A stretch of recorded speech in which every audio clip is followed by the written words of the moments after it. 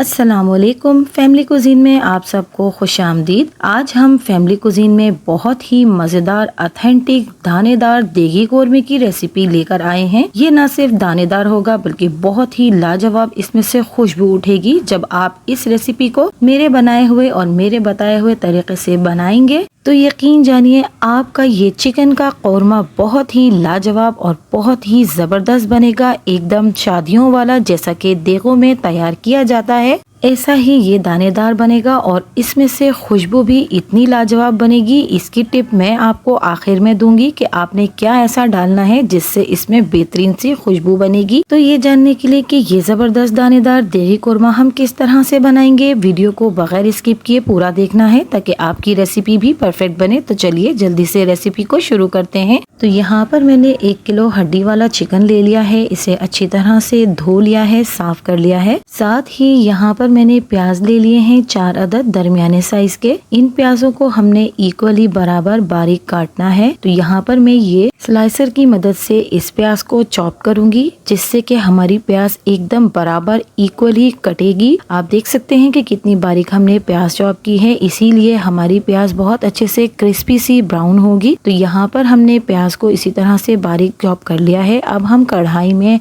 1 cup के करीब oil डालेंगे। ऑयल को थोड़ा सा गर्म करेंगे और इसमें जो हमने प्याज चॉप की है वो हमने डाल देनी है। तो यहाँ पर हमने प्याज को ब्राउन करना है कोरमे के लिए। तो यहाँ पर हम लो मीडियम फ्लेम पर पहले प्याज को ब्राउन करना शुरू करेंगे। प्याज को अच्छे तरीके से क्रिस्पी और ब्राउन करने के लिए यहाँ पर मैं आपको एक टिप दे दूं। तो जब भी हम प्याज को ब्राउन करें तो 1 टीस्पून हमने यहाँ पर नमक का ऐड कर देना है। इससे हमारी प्याज बहुत ही अच्छा सा कलर लेकर आएगी और बहुत ही क्रिस्पी और कुरकुरी तैयार होगी। तो यहाँ पर मैंने नमक डाल दिया है और अब हम इसको हल्की सी आंच पर फ्राई करेंगे। तो आप देख सकते हैं कि प्याज हमारी गोल्डन होना शुरू हो गई है। इस स्टेज पर हम मीडियम से थोड़ा सा हाई फ्लेम को कर लेंगे ताकि हमारी प्याज अब क्रिस्पी और कुरकुरी हो जाए और इसके अंदर ऑयल ना भरने पाए। और इस स्टेज पर आपने इस प्याज में स्पून को बराबर से चलाना है ताकि प्याज में एक जैसा कलर आए और ये जले भी ना। तो यहाँ पर हमारी प्याज बहुत ही अच्छे से ब्राउन हो चुकी है। तो अब हमने इसे ऑयल से बाहर निकाल लेना है। तो याद रखिए प्याज को बहुत ज्यादा डार्क ब्राउन नहीं करना है, इससे हमारे सालन का जायका, हमारे कोरमे का जायका कड़वा हो जाएगा। तो प्याज को हमेशा स्ट्रेनर में निकालें ताकि इसके अंदर मौजूद तमाम एक्सेस ऑयल जो है वो बाहर आ जाए। तो आप देख सकते हैं कि मैं स्ट्रेनर में तमाम प्याज को निकालकर इसको थोड़ा सा प्रेस करूंगी और तमाम एक्सेस ऑयल जो है वो इसमें से ड्रेन आउट कर लूंगी। अब हमने इसे एक खुले बर्तन में रख देना है। तो आप देख सकते हैं कि कितने अच्छे से हमने प्याज को ड्राई किया है और इसको अब हमने फैला लेना है किसी भी नाइफ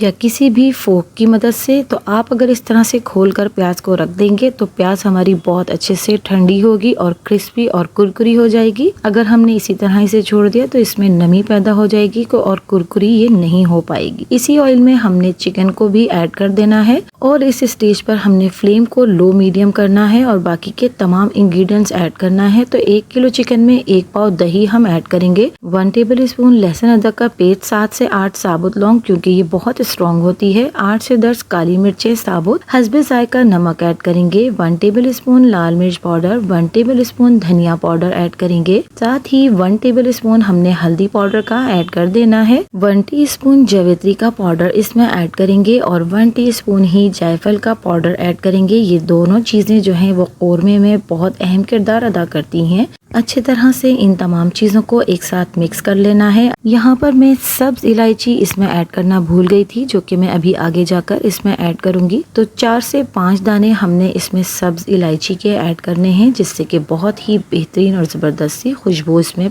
ऐड होगी और बहुत ही ज़बरदस्त सा फ्लेवर ऐड होगा इन तमाम मसालों का। तो यहाँ पर मैं अब इसमें सब्ज इलायचियाँ जो कि 4 से 5 अदद हैं वो इसमें ऐड करके रख दूंगी और अब हम इसे दम वाली फ्लेम पर पकाएंगे क्योंकि हम इसमें पानी ऐड नहीं कर रहे हैं। दही के पानी में ही हमने चिकन को गलाना और पकाना है। अब यहाँ पर हम एक इसका खास मसाला तैयार करेंगे जिससे कि हमारे कोरमे में खुशबू ऐसी आएगी कि चारों तरफ इसकी खुशबू फैलेगी। यहाँ पर 1 टीस्पून सफ़ेद ज़ीरा लिया है और 4 अदद हमने बड़ी इलायची ली है जिसके हम दाने निकाल कर इसमें ऐड कर देंगे। ये मसाला इतना जादुई मसाला है कि आप यकीन जानिए जब आप इसे कोरमे मसाले में ऐड करेंगे और उसको दम पे रखेंगे तो इससे उठने वाली खुशबू चारों तरफ फैल जाएगी और आस पड़ोस के घरों में भी पता चलेगा कि आपके यहाँ कोरमा बन रहा है। तो تو यहाँ पर हमने इन दोनों चीज़ों को अच्छी तरह से पाउडर फॉर्म में तैयार कर लिया है। इतनी देर में हमारी प्याज भी अच्छे से ठंडी हो गई है, कुरकुरी हो गई है। इसे हम हाथों की मदद से तोड़ लेंगे। तो अक्सर लोग क्या करते हैं कि प्याज को ब्राउन करके ग्राइंडर कर लेते हैं, जो कि बारीक सा पेस्ट बन जाती है। तो ये हमने नहीं करना। अगर हम चाहते हैं कि हमारा देगी और दानेदार कोरमा बने तो हमने प्याज को इसी तरह हाथों की मदद से तोड़ लेना है। तो इससे हमारा कोरमा बहुत ही अच्छा बनेगा और बहुत ही दानेदार इसका टेक्सचर होगा। तो यहाँ पर हमारे कोरमा भी तकरीबन भुनने की तरफ आ चुका है। आप देख सकते हैं यहाँ पर चिकन भी बहुत बेहतरीन तरीके से हमारी गल गई है, लेकिन आप देख रहे होंगे कि अभी इस पर ऑयल नहीं आया है। तो यहाँ पर एक दफ़ा हमने स्पून को अच्छे से चला लेना है ताकि ये मेक श्योर कर सकें कि मसाला नीचे लग तो नहीं रहा है। तो यहाँ पर हमने स्पून को अच्छे से चला लिया है। अब हम इस स्टेज पर जो हमने जीरा और इलायची का पाउडर पीस के रखा था वो हम सारा का सारा इसमें ऐड कर देंगे। साथ ही इसके हमने यहाँ पर केवड़ा वाटर ऐड करना है 1 टेबल स्पून के करीब। अगर आपके पास केवड़ा एसेंस है तो आप उसके 2 से 3 ड्रॉप्स इसमें ऐड करें। केवड़ा वाटर क्योंकि हल्का होता है इसलिए हम इसका 1 टेबल स्पून ऐड करेंगे। तो जैसे ही ये दोनों चीजें हमने इसमें ऐड करनी है, आप देख सकते हैं कि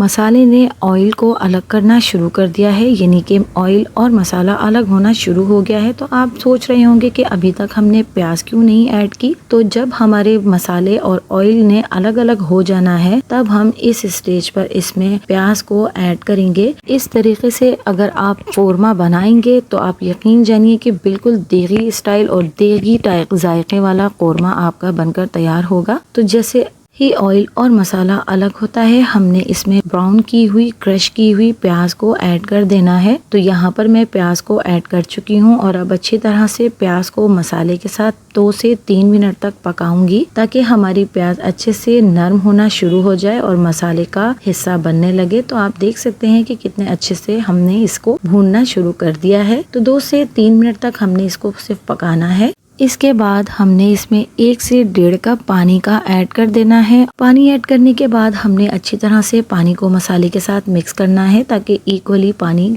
मिक्स हो जाए और हमें जितनी ग्रेवी इसमें रखनी है उतना हम इसको तैयार कर लेंगे। साथ साथ हम बर्तन को भी साइडों से साफ करते जाएंगे। तो आप जब भी किसी भी किस्म की रेसिपी, कोई भी सालन या कोई भी डिश तैयार कर रहे हो तो साथ साथ बर्तन को साइडों से साफ करते रहा कीजिए। इससे एक तो हमारा बर्तन जलता नहीं है और साइडों में सालन भी लगा हुआ नहीं होता। तो यहाँ पर तकरीबन 10 मिनट तक हमने दम वाली आंच पर इसको पकाया है और आप यकीन जानिए कि 10 मिनट के बाद इस कोरमे में से दम वाली आंच पर जो हमने इसको पकाया है तो इतनी बेहतरीन इसमें से खुशबू उठ रही थी जैसे कि किसी किचन में ये कोरमा तैयार किया जा रहा हो, यानी कि किसी बड़े किचन में देग में ये कोरमा तैयार किया जा रहा हो। बिल्कुल ऐसी शानदार इसमें से खुशबू उठ रही थी और बहुत ही जबरदस्त दानेदार इस कोरमे का टेक्सचर था। और यकीन जानिए कि जिसने भी खाया उसने उंगलियां चाट ली अपनी। बहुत ही ज़बरदस्त ये मज़े का कोरमा हमारा बना था। तो आपने बिल्कुल स्टेप बाय स्टेप इस रेसिपी को फॉलो करना है और ये रेसिपी ट्राई करनी है। तो यकीन जानिए कि आपके घर में भी आपकी तारीफ़ें बहुत होंगी। तो आप भी मेरी इस रेसिपी को ज़रूर ट्राई कीजिएगा और कमेंट्स के ज़रिए अपना फीडबैक मुझे ज़रूर दीजिएगा और मेरी इस रेसिपी को अपनी फैमिली और फ्रेंड्स में ज़्यादा से ज़्यादा शेयर भी कीजिएगा। तो अगर आपको मेरी वीडियोस और मेरी रेसिपीज़ पसंद आती हैं तो मेरे चैनल को लाइक, शेयर एंड सब्सक्राइब कीजिए। मिलती हूँ किसी नई वीडियो, नई रेसिपी के साथ। अल्लाह हाफिज़।